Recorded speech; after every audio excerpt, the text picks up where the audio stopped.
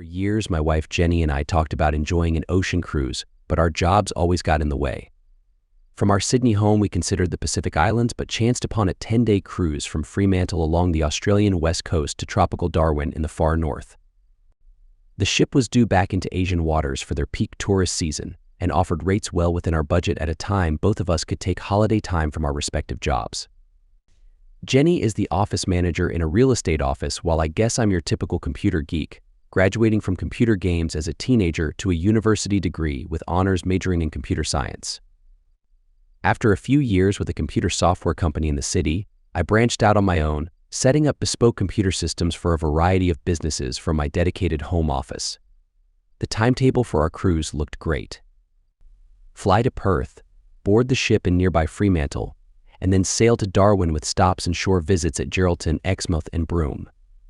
The start of our voyage would be in the cool of winter, but we could look forward to welcome tropical temperatures as we headed north.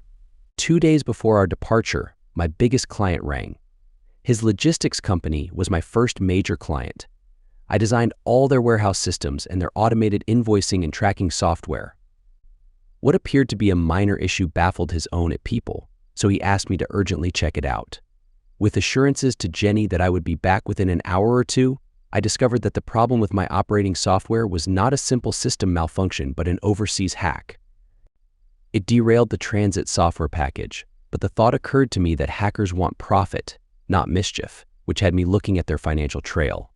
With a concerned face, I rushed into my friend's office and laid out the problem. The priority immediately shifted from fixing the transit software to protecting the company's financials. It would take days to fix, and if I did not get on top of it quickly, large sums of money could be siphoned off before we regained control. With a heavy heart, I phoned Jenny with the bad news. Her reaction was predictable and one she might possibly regret later, but my options were limited. There was too much at stake. Driving home close to exhaustion late that night, I thought of a possible solution. If we transferred my ticket to her best friend Margot, a divorcee currently between jobs, the two girls could take the cruise while I fixed things at Austrans. Jenny begrudgingly accepted the arrangement. When dropping her at the airport, I meant it when I hugged her goodbye and told her to enjoy the cruise and have fun. Little did I know how literally she was to take that offer. Jenny promised to ring me every day while she was within phone range, and after a long, loving hug, we went our separate ways. The first phone call came from Fremantle moments after Jenny dumped her luggage in her cabin.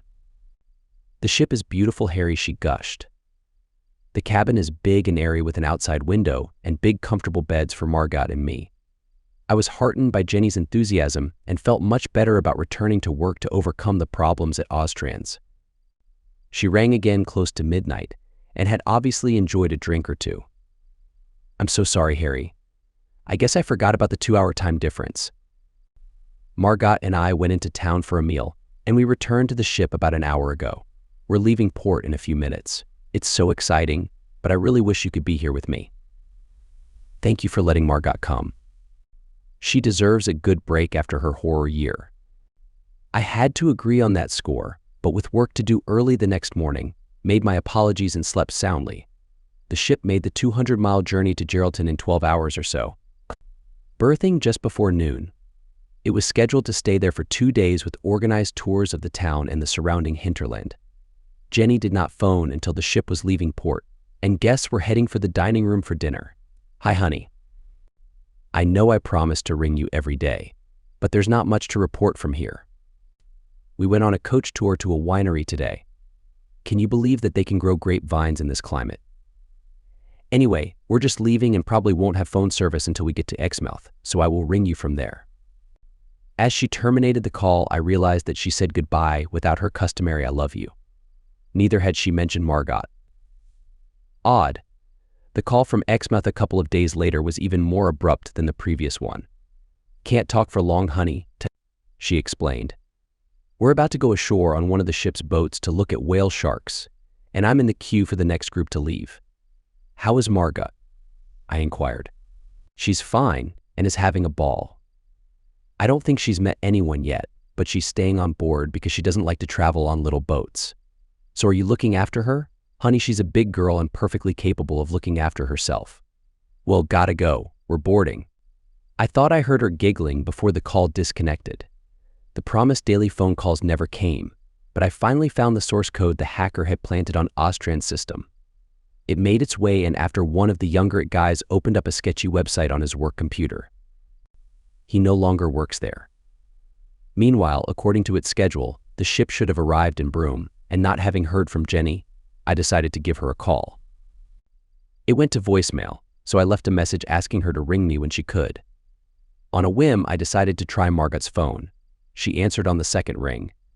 After exchanging pleasantries, I asked her how she was enjoying the trip and how she was getting along with sharing a cabin with Jenny. Oh, she's been no problem at all. We hardly see each other, really. Realizing the implications of what she had just said, she nervously tried to backtrack. I mean, I don't like to leave the ship, and Jenny has been out on all the coach trips and sightseeing experiences.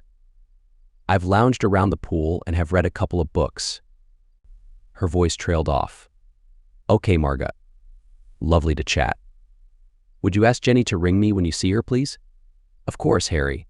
The time difference resulted in a call well after midnight. Jenny sounded as though she had been drinking. Have you been checking up on me, honey?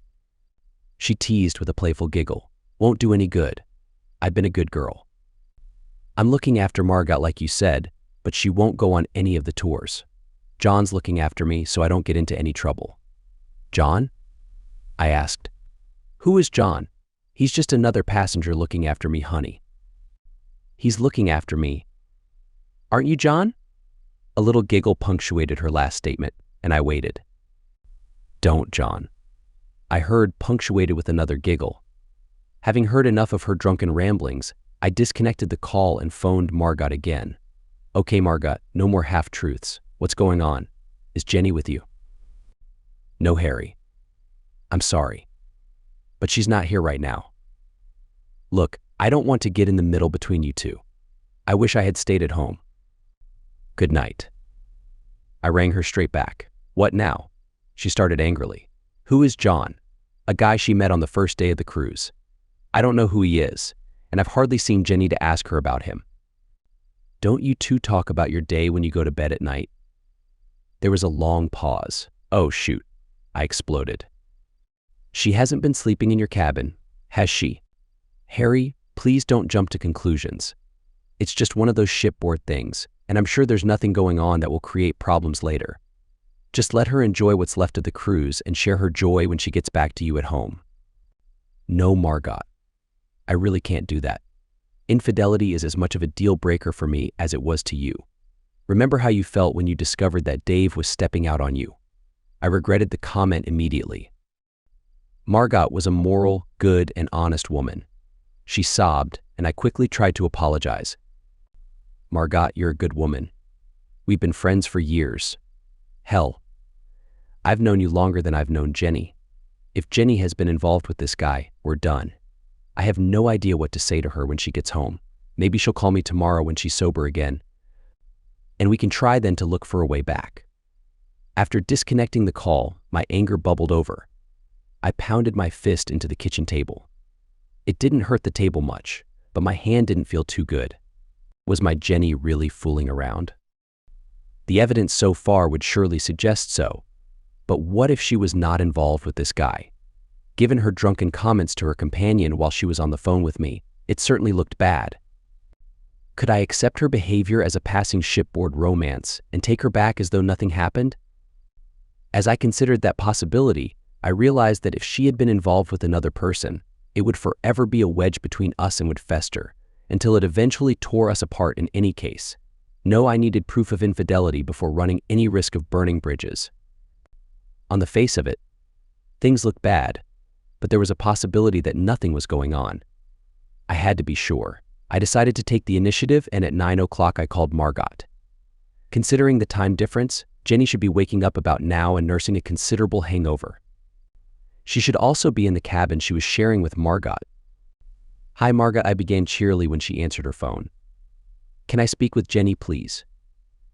There was a short hesitation until she hesitantly said, Jenny's not here right now, but I will see her in a few minutes, so can I ask her to give you a call? Did she sleep in her own bed last night, Margot? I suppose so, but I'm not sure. I went to bed early last night and fell asleep almost immediately. She could have come in afterwards. It was weak, and she knew it. So her bed is now neatly made up, but you're not sure whether or not she slept in it. I teased. Please, Harry, let it be. The cruise will be over in a day or two and she'll be all yours. I appreciate your loyalty, Margot, but you and I both know that if Jenny's spending time with this guy John, we're done. Don't do anything foolish, please, Harry. I care for you both and I don't want to see anyone hurt. It might be a bit too late for that, I muttered. Thanks, Margot. Have a great day. I ended the call and immediately dialed Jenny's number, knowing that if she was awake at all, she would probably be nursing a terrible hangover. Hello? Jenny's voice sounded weak and trembling. Suddenly the call ended and all I had was a call-ended message on my screen. My wife had hung up on me. I called right back and eventually got her voicemail. Jenny, if you want to stay married to me, call me back immediately. My anger grew during the silence and I realized that this was not getting me anywhere. I needed a plan. I checked the ship's schedule to find out when she was due in Darwin and booked a flight to arrive early on the same day, along with a return flight back home a few hours later. I guessed that Sydney-based passengers from the ship would be on it. I was angry, hurt, and confused. Jenny and I had enjoyed a great marriage together. I loved her dearly, and I thought she felt the same way about me. If I interpreted the signs correctly, and she did engage in a shipboard affair, was it worth ending an otherwise perfect partnership? Did Jenny have feelings for this John person? By meeting the ship in Darwin and surprising her, could I win back my wayward wife and dismiss her actions? I was not going to play detective, but I also didn't want to easily be recognized, so I bought a workman's shirt and pants, work boots, and a basic baseball cap. The trader's clothing store also sold protective eyewear. Large sunglasses with thick frames were just what I needed. Since I didn't plan on staying in Darwin, I packed a few toiletries in my briefcase along with my laptop and flew out of Mascot Airport for Darwin in the early hours of the morning. I stepped into the terminal to a beautiful warm morning and took a cab to the city center, where I enjoyed a good breakfast. A couple of hours later, I joined the crowd at the wharf to watch passengers disembark. I spotted Margot, but she was alone, carrying a small case. The stream of passengers slowed down before I finally caught sight of Jenny. Wearing a light floral sundress, she appeared with a guy, sticking close to each other, his hand subtly touching her lower back and her arm wrapped around his waist, both deeply engrossed in conversation. At the bottom of the gangplank, she turned to him to say something, and they hugged passionately while he held her suggestively in front of a crowd of passengers waiting to be driven to the airport. Get a room, you two. A passenger waiting in the crowd teased. Struggling to remain composed, I considered approaching the man who was touching my wife. He was about my size and weight, probably a year or so younger, and dressed in a t-shirt, swim trunks, and sandals. Very classy. With the element of surprise on my side, I thought I could probably take him down. I've always been a logical thinker and hesitated long enough to think about the consequences. Did I really want to spend a day in jail in Darwin charged with assault? Instead, I took a few deep breaths and pulled out my phone to record their hug on video. I felt sick as I watched the deterioration of my once wonderful marriage. I took a cab to the airport before the group of tourists arrived, so I bought a newspaper, checked in, and asked for a seat at the back of the plane. I sat in a corner of the departure lounge, burying my head in a newspaper to catch up on the day's news.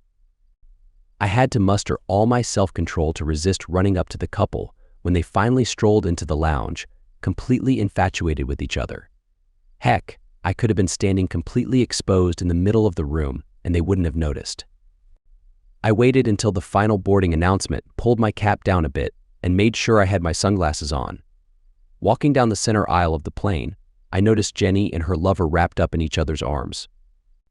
Margot was a few rows behind them, seated next to a teenage girl. I didn't need to worry about Jenny noticing me. She was completely captivated by her companion. Margot glanced up as I passed, but if she recognized me at all, she gave no indication. I settled into my seat in the last row, completely drained. I closed my eyes and tried to sleep. On the opposite side of the aisle was the rear restroom, and half an hour into the flight, I glanced up to see Jenny's lover heading my way. Opening the door, he stepped inside and I watched as the occupied light turned red. Shortly after, Jenny got up from her seat, and as she approached, I buried my head in my newspaper. Just as she softly tapped on the restroom door, a flight attendant arrived. "I'm sorry, ma'am, but this restroom is in use," she said firmly, clearly aware of what they were trying to do.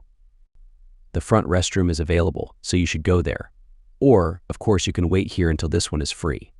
She smirked at my wife as she spoke. Jenny turned red from embarrassment and hurried back to her seat, her need for the restroom suddenly not so urgent. I stifled a laugh. The flight attendant, a pretty woman in her early 40s I assumed, stood her ground until the man emerged. "I apologize, sir, but this restroom is meant for one person at a time." She chuckled at his discomfort and then turned to me, whispering, "You'd be surprised how many passengers think it's cool to join the Mile High Club, but it's not happening on my watch." I flashed her a smile, suddenly feeling much better about myself. Any doubts I had about continuing this relationship vanished, and instead of feeling sorry for myself, I started considering what steps to take when I got home. I didn't have any checked luggage, but I made my way to the baggage claim area and waited for the lovebirds to appear. Margot arrived ahead of them, spotted me, and approached. I gestured for her to keep quiet by putting a finger to my lips. "Please don't tell Jenny that you've seen me, but ask her if she wants to come home with you. Suggest that you both take a taxi. I'll be waiting for you by the parking ticket vending machines on level 2. If Jenny prefers to take a cab with her lover, just come to me alone and I'll drive you home. But please, don't mention that you saw me here. Let her make her own decision." With a perplexed look, she returned to the carousel to wait for her suitcase. When they finally appeared, the lovebirds stood right behind Margot, publicly displaying their affection. It annoyed me how she seemed to not care about the possibility of being caught, so I discreetly took a few photos of their closeness on my phone. Then, I turned on my heel and waited at the ticket machines. Margot arrived alone, dragging her suitcase behind her. "Jenny is sharing a cab with John," she said solemnly. "She acted annoyed that you weren't here to pick us up." "Margot, we both know that she wants to spend more time with her lover, or else her first move would have been to call or text me with her flight information. Heck, she didn't even bother contacting me. Please don't make any rash decisions, Harry. There were many little flings on the ship, and 99% of them faded away once the ship docked in Darwin. Why do you think Jenny and John are different? I noticed that she's not wearing her rings. Do you even think John knows that she has a husband? You have no idea how close I came to physically confronting him when I saw him hugging my wife as they left the ship." Margot gasped. "Oh my goodness," she choked out. "You were in Darwin? I thought I saw you when you boarded the plane, but I thought it couldn't be possible." "Why, Harry, why?" "It's simple, Margot. I thought I could intercept her as she left the ship and figure out our relationship from there. But I did not expect to find some guy with his hands all over my wife, shamelessly displaying their affection on the dock. The shock of seeing that destroyed my good intentions. Seeing them all over each other on the plane and in the baggage area didn't affect me as much. It just reinforced the fact that there's nothing left between us. Harry, I know this looks bad, but Jenny loves you.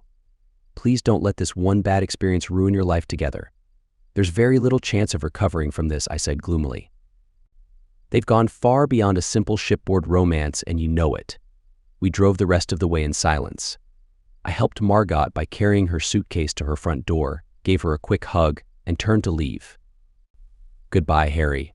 Please stay in touch. Jenny really does love you, you know." Jenny didn't arrive until dinner time, dragging her suitcase behind her and complaining that I hadn't made an effort to pick her up from the airport. She looked like she had been through a lot. Her hair was a mess and her cheeks were flushed. "I thought you might give me a call with your flight details. I was ready to drive down to pick you both up." "It's probably a good thing that you didn't," she started, "because our flight was delayed for hours." "Really?" I sympathized. "Yes, we only landed about an hour ago, and I was lucky to catch a taxi right away." We dropped Margot off on the way. "We?" I asked. "Oh, Harry, you know what I mean. Margot and I, silly. So John wasn't with you then?" She looked pale, but tried to hide it. "John took a different flight out of Darwin. He was just a friend who took care of me on the cruise. Nothing to worry about there." "You could have fooled me, my lovely wife. If John was on a different plane, who was the guy you tried to invite into the Mile High Club?" She gasped, unable to respond. When I took out my phone and showed her the photos at the airport, she burst into tears. If she thought her tears could calm my anger, she was wrong. So not only did you betray me while you were on the cruise, now you're lying about it. Even worse, you abandoned our friend Margot, who went on this trip only to keep you company. She tried hard to keep your secret and probably would have succeeded if you had spent a little time in our own bed. You even left her alone on the flight back from Darwin. With friends like you, she doesn't need enemies. Her tears turned into deep sobs with occasional cries. I'll sleep in my office tonight, you can have the bedroom. Tomorrow morning, I want you to pack your things and leave by noon. I don't want you in my life anymore. I don't have anywhere to go, she sobbed pitifully. Try reaching out to John, I suggested. You seemed very compatible with him from where I sat. I can't do that. Why? Firstly, I have no idea where he lives. I have no feelings for him. And finally, his wife probably wouldn't welcome me either. Oh, it just keeps getting better, I scoffed. You two cheaters deserve each other. Maybe I should find his wife's phone number so I can send her a few photos as mementos of your trip. My anger subsided, but my determination remained. I turned away in disgust, stormed into my office, and slammed the door shut, locking it. The only overstuffed chair in the corner would make a terrible bed. And there were no blankets. It looked like it was going to be a long night. I barely lasted until a few minutes after midnight, when the cold became unbearable, my back hurt, and my bladder was about to burst. I cautiously opened the door to grab a spare blanket from the linen closet, but in the darkness, I didn't notice my wife curled up in a ball just outside my office door. With a loud curse, I tripped over her and crashed into the opposite wall, falling onto the floor. You stupid person. I screamed at her. Why are you on the floor? I couldn't sleep, Harry. I needed to be close to you. Since you locked the door, this was as close as I could get. Will you come to bed now? Stumbling back to my feet, I turned on the light and found a thick winter rug in the linen closet. I wrapped it around my shoulder and stepped over Jenny, shutting the door in her face and locking it. Please, Harry. She pleaded as the door pushed her back into darkness. I resisted the urge to tell her to go away, curled up on the uncomfortable chair again, and finally fell into a troubled sleep. Sunlight streamed through my office window when I woke up with a pressing need to relieve myself. I carefully opened the door, but Jenny was nowhere to be seen, so I took care of my needs, shaved, brushed my teeth, and luxuriated in a hot shower for a good 15 minutes. I didn't want another confrontation with Jenny, but I had no choice. All my clothes were in the walk-in closet attached to the bedroom, so with a towel wrapped around my waist, I marched off to face the music. Jenny was fast asleep, a blanket tightly tucked under her chin, her hair spread over the pillow. She looked peaceful, so I quickly grabbed the clothes I needed and retreated to my office to get dressed. As I sat down with a cup of coffee and a slice of toast, my phone rang. I answered quickly, not wanting to disrupt Jenny's sleep. Morning, Harry, Margot said wearily. How are you holding up? Jenny called me late last night and in between her tears, told me that you're kicking her out by lunchtime today. Is that true? She cheated, Margot. And not only that, when I confronted her yesterday after she had obviously spent the entire afternoon with her boyfriend, she lied blatantly. She had a chance to make things right, but chose to lie instead. Without trust, Margot, there can be no love, and without love, there is no future for us. I will file for divorce this week, and yes, I want her gone by noon. You know she won't leave quietly, Harry. I don't care how she goes, as long as she goes. She'll want to stay with me, you know. That's up to you, Margot. After how she treated you on the cruise, you might want to think about whether you want a cheating person under your roof. She works in real estate, so she should be able to find somewhere else to stay. And what about you, Harry? I'll be fine. I'll focus on my work. I need to figure out how we split our property. It might get messy because we have shared credit cards, and many things are in both our names. On the other hand, we don't have much equity in the house, so we'll have to sell it. Thank God we don't have kids to complicate things. Our call was interrupted when Jenny entered the room, looking worse for wear. I'm not leaving, she declared firmly. Pardon me? I said, I'm staying here, Harry. I've been paying my share of the mortgage, and this house is just as much mine as it is yours. You don't have the right to kick me out. I'm staying with you where we belong. With Margaret still on the line, the conversation was becoming awkward. "Sorry, Margot, it seems like we need to have a talk here, so I'll call you back later." I thought about Jenny's outburst and realized that she might be right. Legally, I had no right to demand her departure from a house she co-owned. For a moment, I felt uncertain, but then it became clear. We didn't have much equity in the house, so why should I stress about fighting for it? "Fine, Jenny," I said calmly, despite my true emotions. "Stay." "Really?" She was surprised by my compliance. I turned away from her and went back to my office, where I collected my laptop and hard drives, putting them in a briefcase. I found an empty box in the recycling bin and used it to store my important files. I placed the box in the case by the office door before heading to the bedroom. I grabbed Jenny's suitcase, which still contained all her vacation clothes. I dumped the contents unceremoniously on the bedroom floor and packed a few pairs of pants, shirts, shoes, as well as my toiletries. "What are you doing, Harry?" Jenny asked as she walked in. "Packing. You stay, I'll leave. Simple as that." "Oh, grow up, Harry." "So I had a little fling on the cruise. Did it take anything away from you?" "No, it did not. If you hadn't been so paranoid and constantly checking up on me, we would be happily in bed right now, cuddling like bunnies. Now stop this foolishness, put your clothes back in the wardrobe, and have breakfast with me." "You still don't get it, do you, Jenny?" I felt myself getting exasperated. "It's not just that you had a fling on the cruise, it's that you completely shut me out. Remember, before you left, you promised to call me every day. Should I be surprised that I started worrying about you? And the way you treated your supposed best friend is absolutely shocking. You abandoned her. As a single woman on her own, she was constantly being hit on to the point where she just stayed in the cabin that was supposed to be shared by both of you and read books. And the icing on the cake, your lies about breaking up with your boyfriend, coming home hours after your plane landed, looking like you had spent the whole afternoon having fun. Oh, right, you did spend the whole afternoon having fun." With a grimace, I managed to place the suitcase in the garage and dumped it in the car. I returned for my briefcase and the box of files, grabbed my keys from the key rack, and locked the door. Jenny entered the room, tears streaming down her face, and screamed as I slammed the car door shut. "I love you. Please don't leave. We can work this out. It didn't mean anything anyway. Don't give up on us now." She was still screaming as I pulled away from the driveway, tears in my own eyes. I think it might have finally hit her that our marriage might truly be over. For me, it was finished. A few blocks away from the house, I pulled over, wiping away my tears.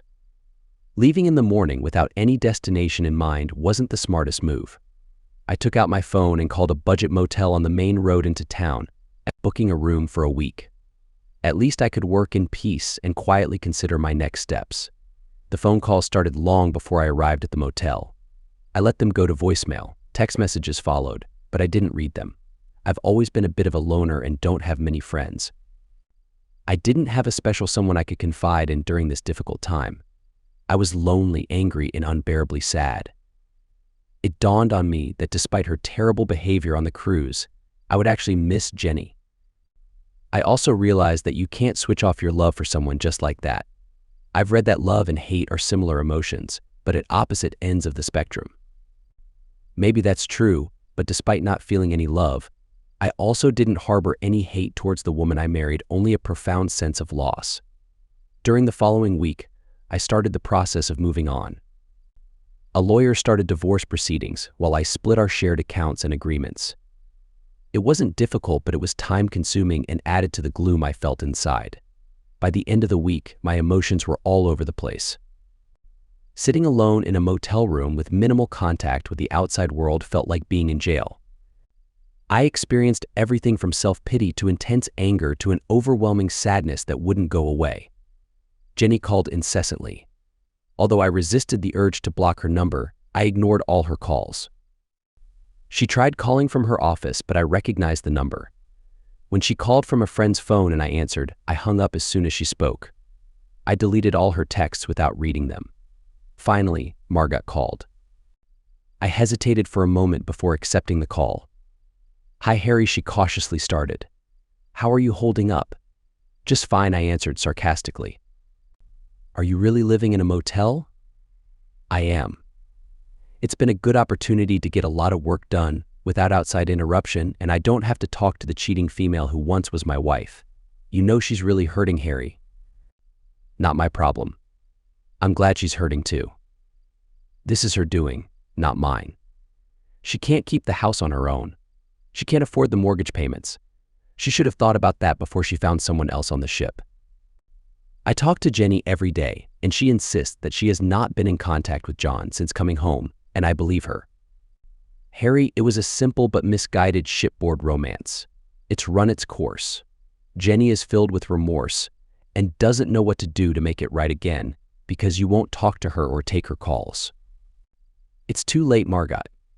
After your split with Dave, you should know that better than anyone. How can I ever trust Jenny again after her deception and lies? She should be served with divorce papers next week, and then she can do whatever she wants with whoever she meets. I don't hate her, Margot. I hate what she has done to us. If there was a way back, I would welcome it. 2 weeks ago, I would not have thought her capable of being with anyone else. I guess I didn't know her as well as I thought. Another lonely week went by, and the relentless calls and texts from Jenny continued unabated. Then Margot phoned. Expecting another round of interventions on Jenny's behalf, I was cautious, but she surprised me. Harry, are you still living in that hotel? Yes, I am, but I'm looking around for a small apartment near the city. All going well, I should be out of here within a week. Why do you ask? Please don't take this the wrong way, Harry. My house has 3 bedrooms. I only use one of them. Why don't you think about living here with me and sharing my household expenses, just as friends? I'm not suggesting any sort of romantic relationship here. You need a place to stay. I have an extra room. I could use some extra income until I land another job. What do you think? My senses were on high alert. Have you shared this suggestion with Jenny? I ventured cautiously. Of course not. I tried to get you guys back together, and I reluctantly accept that it's not going to happen. Although I talk to Jenny every day, we don't see each other in person very much, so it really should not cause any complications. Besides, I want to make it very clear that this is a house-sharing arrangement, not a personal relationship. If she asks about you being here, I will tell her the truth, but I'm not going to tell her or anyone else for that matter. We chatted amicably for a while and agreed on the major details like rent and sharing of household expenses. I would take 1 bedroom for sleeping and the other as my home office. Jenny continued her barrage of phone calls and texts. I replied to a few of her text messages suggesting that she communicate with my lawyer. Through Marga, I learned that she was already struggling to make her house payments and was arranging the sale of what was once our home through the real estate agents where she worked. Her next request was predictable. She asked Margot if she could move in and share costs. When Margot explained that she already had a tenant, the truth was out. Jenny immediately assumed that we were romantically involved and doubled down on her threat to refuse to accept the divorce and make my life difficult in every way she possibly could. She also called her best friend some names that shocked Margot to the core. I guess their friendship was on shaky ground. To her credit, Margot refused to let things go. You're taking me to dinner tonight, she announced one afternoon. Anywhere in particular? The Golden Lion Chinese. Really? I asked. You know that was Jenny's favorite restaurant. What's the occasion? Oh, was it? She replied innocently. No special occasion. We should get out of here more often. I feel like a good Chinese meal, and they have great food. The feeling that there was something going on nagged at me, and sure enough, not 5 minutes after we were seated at our table and reviewing the menu, who should come up to join us? I stood up awkwardly, glaring at Margot and making it clear that her secret plan was not appreciated. But when she offered Jenny a seat, I decided to go along quietly, leaving the 2 women sitting on one side of the table and myself on the other. In the circumstances, I had no wish to sit next to my wife. Blushing furiously, Margot explained herself. You 2 have found every reason under the sun not to talk to each other. I took the risk of upsetting both of you to at least get you together long enough to speak to each other. I know you'll be civil in here, so please forgive me if I've crossed a line. Let's have a look at the menu while we're enjoying a glass of wine and save the discussion for afterward. Jenny nodded in my direction, and though she made eye contact, made no effort to speak. I guess it was immature, but I buried my head in the menu and ignored her presence. I had no desire to speak to her and was more than a little upset at Margot for setting me up. The excellent wine had a calming effect. We ordered together, agreeing on a few shared dishes, and dined in relative silence, none of us seeming willing to address the elephant in the room. Finally, over a cup of Chinese tea, I spoke out. "Good to see you, Jenny," I said dryly, "though you look different without that guy hanging on you in full view of a coachload of passengers." "So that's how it's going to go, huh?" She shot back. "I might as well leave now. I told you it would be a waste of time, Margot." "Oh no, don't go yet, Jenny. I can do better than that. Tell me, how did you feel when the airline attendant stopped your plans to join the Mile High Club?" That must rank as one of the proudest moments in your holiday. Jenny's face turned bright red with anger, but Margot managed to intervene before she could respond. "Really, you two, can you at least stop acting like children and talk to each other without hurling insults? We know you're still hurting, Harry, but at some point you're going to have to let it go and move forward in your life. Can we take a pause and ask Jenny what she would like to do from now on?" "An excellent suggestion, Margot," I said sarcastically. "Go on, Jenny. How do you see the three of us in the future?" She took a moment to compose herself and spoke in a quiet voice. "I know I've seriously messed up, excuse my language," she began. "I repeat what I said to you both. I'm so sorry for you, Margot.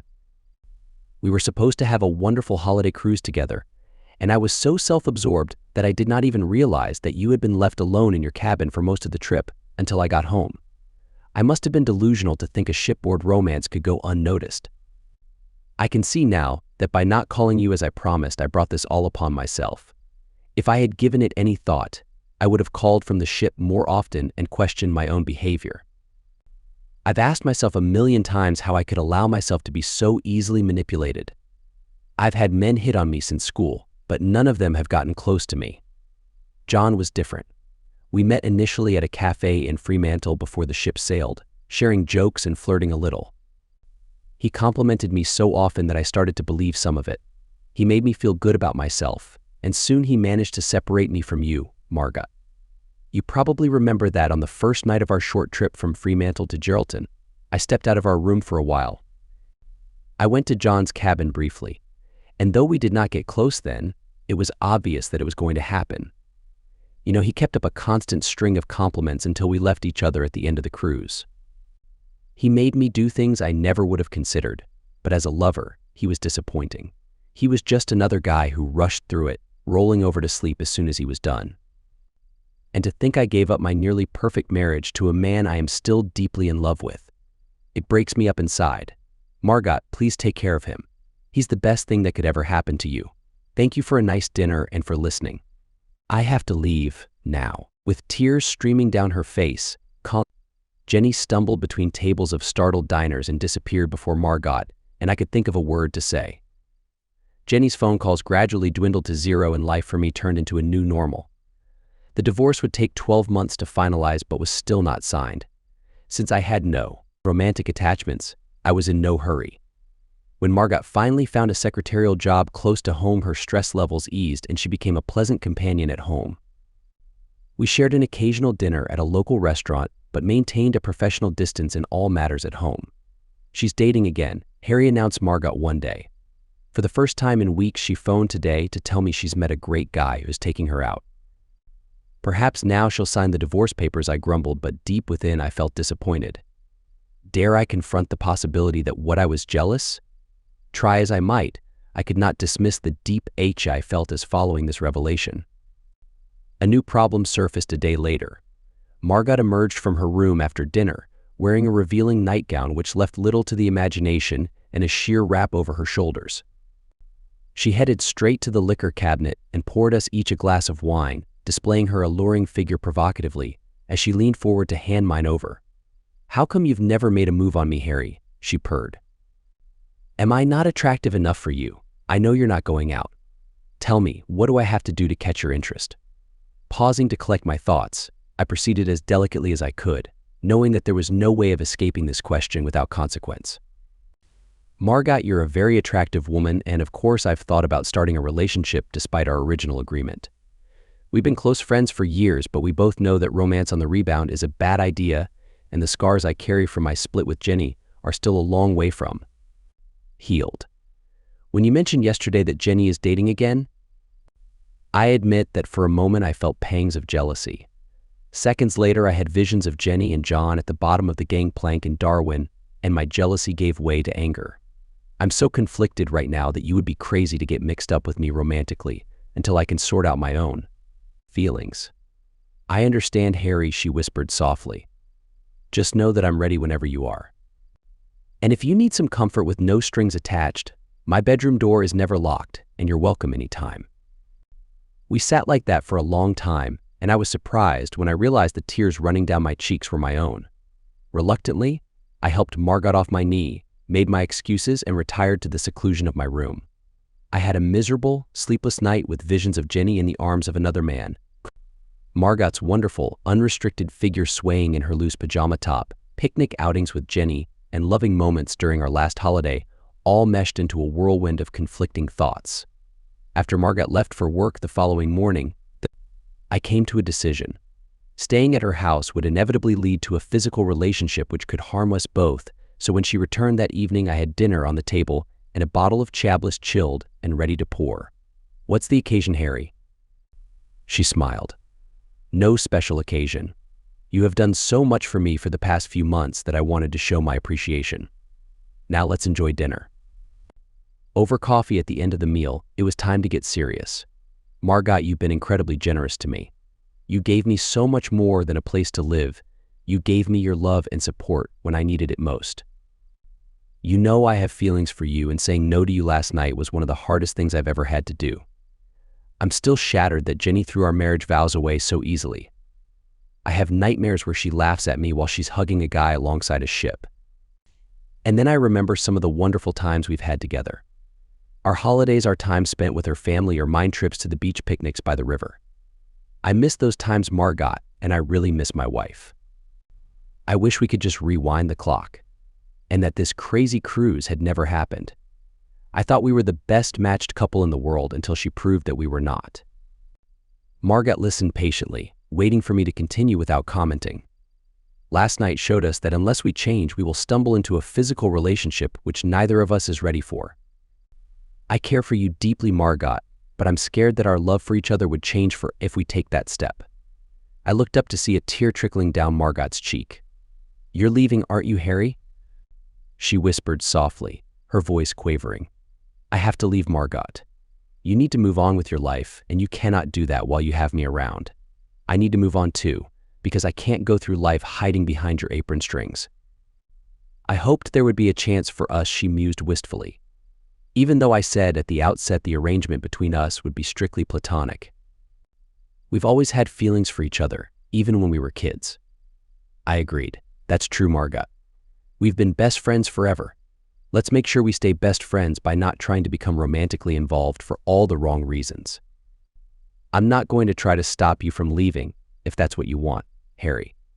I will miss you like crazy, and I think you'll miss me a little too. It will also make it a bit tougher financially, but now I have a steady job I can manage. Please think of me a little from time to time. I felt as though I had just kicked a helpless puppy. To see Margot in so much distress was terrible.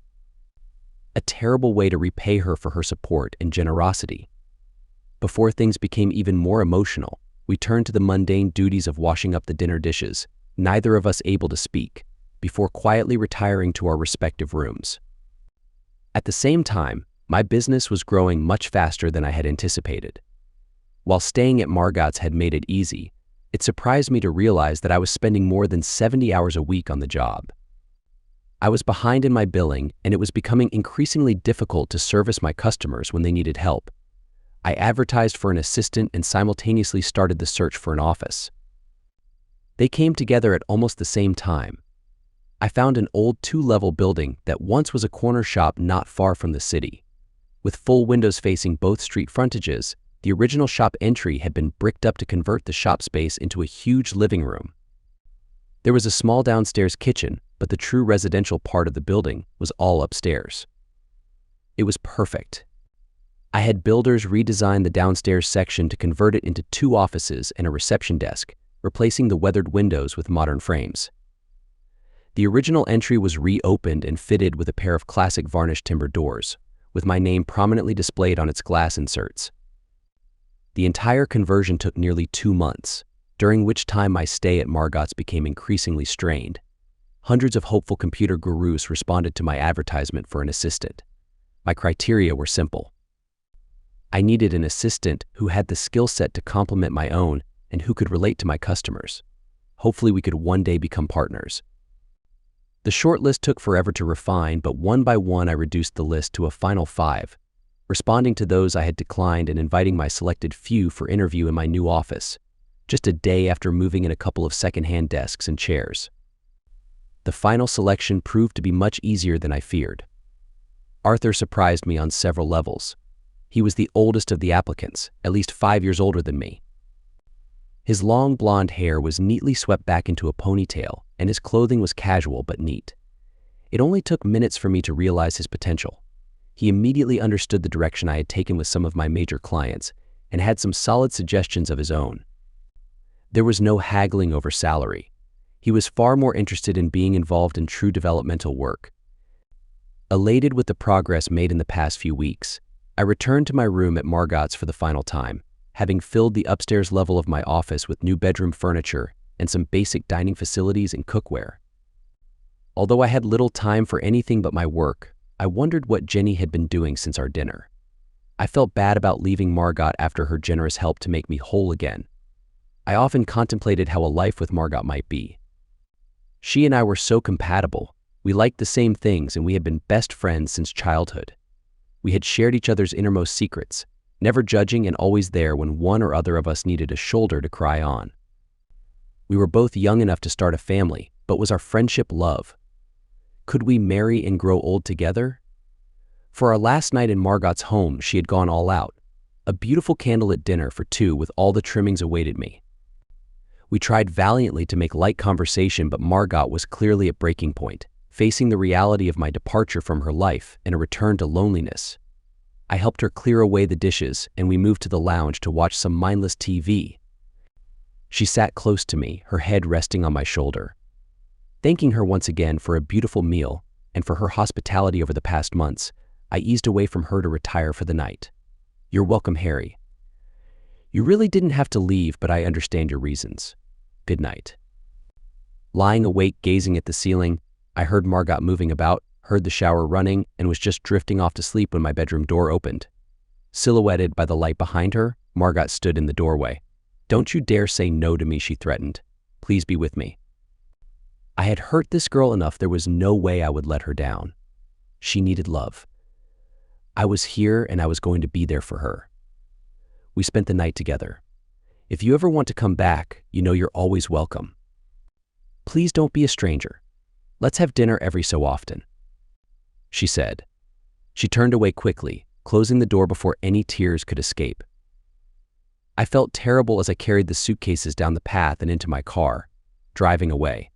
Was I crazy to leave Margot when she was in love with me? In our new office, Arthur was focused on his computer screens when I entered with my suitcases. "Hope you don't mind, boss. I'm looking at the program you developed for Apex and I'd like to make some changes. Give me some time, Arthur. I need to take this stuff upstairs and make some coffee before I can think about turning on a computer. Would you like a cup too?" "Sure," Bossy grinned and returned to his screen. Arthur's talent for refining my ideas was truly impressive. The changes he suggested for the Apex account were logical, easy to implement, and made the entire system more user-friendly. The Apex management team was thrilled. It took us a few weeks to train all their staff and fully implement the system, but once it was up and running, it required very little support from us. Word spread, and over the next few months, the business thrived. My ability to come up with innovative ideas was perfectly complemented by Arthur's ability to plan out the details. Together, we made an unbeatable team. Late one Friday afternoon, as we were wrapping up for the week, a seductive voice called out from the doorway. "Can someone buy me a drink?" She purred playfully. "Margot." What a pleasant surprise. "Come in and take a look around. Oh, this is Arthur, my business partner. Arthur nearly choked on his coffee. "When did I become a partner, boss?" He laughed. "Probably from the day you started working with me. I just never officially announced it or worked out the details." Margot chimed in, "Well, let me be the first to congratulate you, Arthur." She moved closer to his desk, leaned over, and hugged. He blushed brightly. He looked adorable. "OBW," she teased. "The poor boy is shy." Arthur basked in the attention. No longer shy, he playfully put his arm around Margot's waist, pulling her close and returning her hug. "I think this calls for a celebration." Jumping up from his chair, he took a stunned Margot by the hand and led her towards the door. "Where would you like to go for dinner?" He grinned. Margot looked at me for guidance, but I just laughed and shrugged. For a moment, I felt a twinge of envy towards Arthur. He may have seemed quiet and shy, but he was moving fast, and for a moment, I wasn't sure if the dinner invitation included me. Nevertheless, I followed them, locking up on our way out. The little cafe around the corner was perfect. We enjoyed a few drinks and a light meal. The small table settings had Margot and Arthur on one side and me on the other. We laughed a lot, and their chemistry was immediately evident. Afterward, I headed back to my office apartment, while Margot and Arthur went the other way to get their cars. Seeing Arthur break out of his shell that night was uplifting. He was more lively than ever before and got along exceptionally well with Margot. I was genuinely happy for them both and had a deep, peaceful sleep for the first time in weeks. Although I was expecting to wait until Monday for an update, an animated Arthur called early the next morning, just as I sat down with my first cup of coffee. "Good morning, Harry," he said excitedly. "I have to talk to you. I can't wait until Monday. Are you available today?" I invited him over for lunch and ordered a pizza that arrived just before he did. "I couldn't sleep, Harry." "Did you really mean it about us becoming partners?" "Absolutely. I've come up with a provisional agreement for you to have a 10% stake in the partnership, with an option to increase it to a 50/50 share in the next 5 years if we both agree. You'll buy in through a salary arrangement, so you won't have to borrow money." "This is my dream job, Harry. No one has ever trusted me enough to give me the freedom to develop ideas like you have. I may be socially awkward and a bit of a nerd, but I know I have a keen eye for detail. With your creativity and my technical skills, we can build this business and give the big players a run for their money." I smiled at his obvious enthusiasm. "I'm not too concerned about the big players, Arthur. I've built a solid base of loyal clients, and I pride myself on listening to their needs and developing software accordingly. They know that if they have a problem, I'll drop everything to help them. Actually, it was that work ethic that contributed to the end of my marriage. We were supposed to go on a cruise, but I had to cancel at the last minute to fix a major programming issue. By the time I resolved it, the ship had already sailed, along with my marriage." "I'm sorry, boss. Margot mentioned the cruise briefly last night, but she didn't go into detail. She also mentioned that you stayed at her place for a while. She seems to really care about you, Harry. Is there something going on between you two that I should know about?" "I've known Margot since we were in elementary school. We've been best friends forever, and yes, she offered me a place to stay and live after my marriage ended. Is there something romantic between us?" "If you mean, do I want to spend the rest of my life in a romantic relationship with her, then no. If you mean, do I love her and will I protect her, then absolutely. I would do anything for Margot, but we're just good friends and that's all we'll ever be." "Well, then you won't mind if I spend more time with her, right? We only hung out for a few hours last night, but she made me feel really special, Harry. I've never felt that way about any girl before. I want to get to know her better, but I don't want to come between the two of you." "Go for it, Arthur," I smiled at him. "But just know, if you hurt her in any way, I will be coming after you." Arthur happily went back to his workstation and began working on his computer. Hours passed by without a word from him. I thought about his interest in Margot and realized that despite my relationship with her, they might actually make a good couple. It reminded me of my own relationship with Jenny, and the memories made me feel nostalgic. I missed her deeply, but the painful images of her with her lover in Darwin haunted me too much. I couldn't imagine starting a new relationship at this point. Weeks went by, and I noticed that Arthur was not only as talented as I thought he was, but even better. His programming skills were exceptional, and I was impressed by how well he could explain the complexities of his work to clients. He always gave just enough information to ensure the efficient operation of his software. He was right. The two of us made an excellent team, and many businesses in the city started to take notice. We didn't need to advertise because all of our new business came from word-of-mouth referrals. Although Arthur didn't talk much about it, his relationship with Margot seemed to be progressing well. "We're going out to dinner tonight, boss," he announced one Friday afternoon. "Why don't you join us?" I hadn't seen Margot in a while, and since I had nothing else planned, I agreed eagerly. However, my enthusiasm faded when Arthur and I arrived at the restaurant. Sitting with Margot was my wife Jenny, the last person I wanted to share a dinner with. "You guys set me up," I muttered angrily before taking my seat at the table. Arthur just smiled and shrugged his shoulders. "Come on, boss. You eventually have to talk to her. Why not now, at a nice restaurant like this? We won't let things get out of hand." I walked over to Margot's seat and gave her a friendly hug. This allowed Arthur to take a seat next to her, and I reluctantly sat down next to Jenny. She gave me a smile, but I refrained from returning it and sat down with an exaggerated sigh. Since Arthur was sitting directly across from me, I could easily ignore my wife by leaning forward over the table. The conversation paused as a waitress brought our menus and took our drink orders. We all focused on our leather menu folders, pondering our options. Arthur and Margot whispered to each other, most likely discussing their choices. I made up my mind and placed the menu back on the table a bit forcefully. Jenny handed her menu back to the waitress and ordered a Caesar salad before the waitress even had a chance to ask her. With our orders placed, an awkward silence filled the air. It was Margot who finally spoke up. "For goodness sake," she sighed. "Are we just going to sit here in silence all night so he can make it clear to everyone in the restaurant that he's unhappy with the lady sitting next to him? How immature can you be, Harry? Let's at least enjoy our dinner and try to set aside our differences for a little while." I felt like a child who had been scolded by their teacher. It had the desired effect, though. Arthur started a conversation with Jenny, and soon it turned into a three-way discussion. I could either join them or stay quiet. It was my choice. We ended the evening on a relatively good note.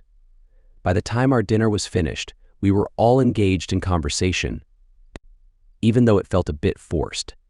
I didn't make much effort to hide the fact that I was still unhappy with Margot and Arthur for putting me in such an uncomfortable position.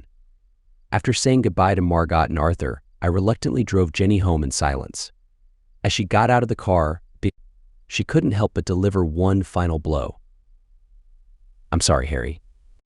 I don't know how many times I have to say it, but I truly am sorry. We were good together and I ruined it all in just 1 week. I don't know if Margot and I will ever be as close as we once were, even though she has been a tremendous support for me. She set us up tonight, and I know she will be disappointed that it turned into a disaster. Thank you for bringing me home. If you want to come in for a drink before you leave, you're welcome to.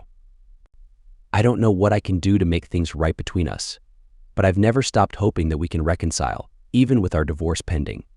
It's not going to happen, Jenny. It's time to move on. In 3 months, the divorce will be final and we'll be free from each other. Move on." I closed the car door, leaving her standing in her driveway, and drove away.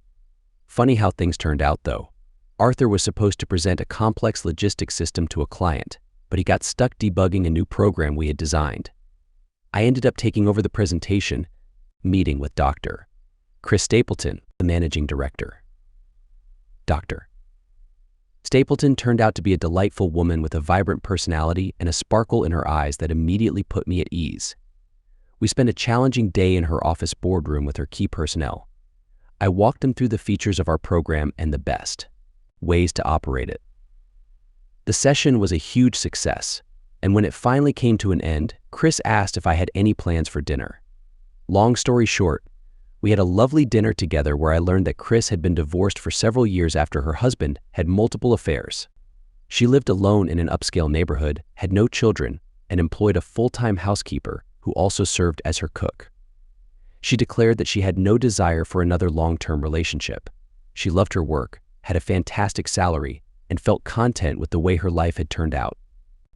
After spending more time together and getting to know each other, we discovered that neither of us saw any harm in continuing our friendship.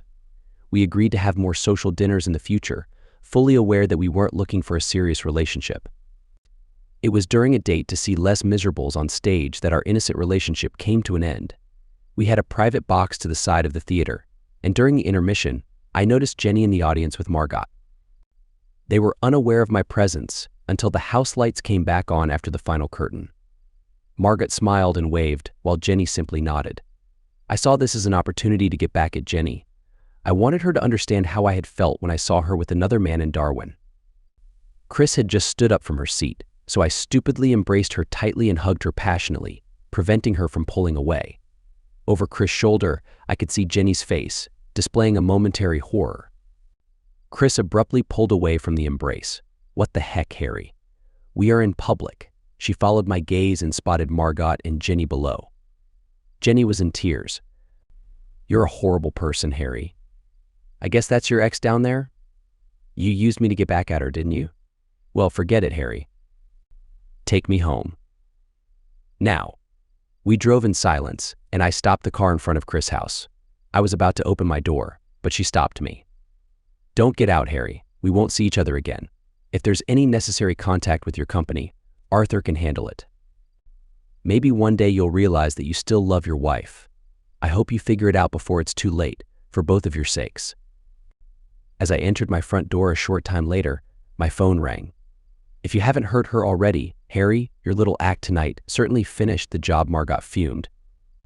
Out of everyone, you should have known how painful it would be for Jenny to see you hugging another woman so passionately. It was a mean, thoughtless stunt, Harry. Goodbye. Before I could respond, she had already ended the call. Arthur was in a thoughtful mood the following morning and said little until we stopped for a coffee. I heard you had a great time with one of our customers, he began accusingly. Do you think it's wise to be getting close with clients? So Margot told you about last night, did she? She wasn't very specific, but whatever you did hurt your wife very deeply. At least that's what she said. This time there was no phone to end the conversation. Darn it, Arthur. Kuss needs a new briefers. It's about time the woman got a taste of her own medicine. Now perhaps she has some idea how I felt when I saw her being hugged in Darwin after the cruise. Our divorce will be final in a few weeks, and then we'll both be free to go our own ways. She has not been able to find a buyer for the house. I wonder if she realizes that she would already have lost it if I had not quietly settled the mortgage payments to keep the bank off her back. She created this mess, and now it seems she's trying to convince everyone that she's the victim here. I'm not taking sides, boss, Arthur said quietly. It seems to me that for a guy who doesn't care about his marriage, you're showing a whole lot of signs that you're still very much in love with your soon-to-be ex-wife. Think about it. If you didn't care about her, why the big show with Chris last night? Weren't you trying to get a reaction? Why bother with her mortgage payments? She's been on a few dates and come home early and unsatisfied, I'm told. Apart from your one-night encounter with Margot, yes, she told me about that you haven't been dating either. Ever think about why that might be, Harry? Arthur pushed his coffee cup away and returned to his computer screen, leaving me to my own thoughts. I couldn't concentrate. I'll be out for a while, I mumbled to Arthur as I pushed the door open. At the local park, I watched young kids playing with their mothers, enjoyed the sunshine, and tried to sort my jumbled thoughts. Arthur and Chris were right, I realized. Not a day had gone by since our separation that I had not thought about Jenny. I missed her comfort in bed. I missed her words of support when things were tough. But I also criticized her when I remembered her betrayal, trying to ignore the positives. I wondered whether with counseling help, we could put the ugliness of one fateful week behind us and move forward as a couple again. I tried to make up my mind. Hours later, I reached into my pocket, pulled out the phone, and dialed Jenny's number. She answered immediately. I'm sorry, Jen, I mumbled. You didn't deserve the embarrassment I caused you last night. I was out of line. No, you weren't, Harry. What happened last night finally made me feel a little of what you must have felt. And I had it coming, I guess. Are you alone right now? Yes, Harry. I just got home from the office. Pack enough clothes for a few days and come stay with me. I have a spare room above the office, and I can be at your place in 20 minutes. You can't be serious. You don't want to come? I'll be waiting out front in 15 minutes with my bags packed. Epilogue. Jenny moved into Harry's home above the office, but she never did use that spare room. When Arthur and Margot got married some months later, Harry was best man for Arthur, and a very pregnant Jenny became Margot's matron of honor.